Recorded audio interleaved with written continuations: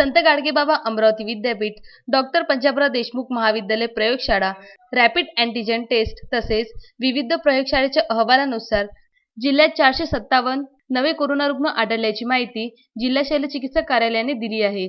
त्यानुसार अद्यापर्यंत एकूण रुग्णांची संख्या 45,395 झाली आहे. तसेच जिल्ह्यात 24 तासात कोरोनाचे 6 रुग्ण दगावले आहे. तिवसा अमरावती येथील 72 वर्षीय पुरुष यांचं जिल्हा कोविड रुग्णालय, अकोली रोड अमरावती येथील 75 वर्षीय महिला यांचं जिल्हा कोविड रुग्णालय, वरुड येथील 73 वर्षीय पुरुष यांचं जिल्हा कोविड रुग्णालय, दर्यापूर अमरावती येथील 65 वर्षीय पुरुष यांचं जिल्हा कोविड रुग्णालय, मूर्तिजापूर येथील 80 वर्षीय महिला यांचं जिल्हा कोविड रुग्णालय, भातकुल येथील 60 वर्षीय पुरुष यांचा दुर्वाकूर रुग्णालयात उपचारादरम्यान मृत्यू झाला. जिल्ह्यात एकूण मृत कोरोनाबाधितांची संख्या 630 वर पोहोचली आहे. Vidarbha news bureau, Amravati.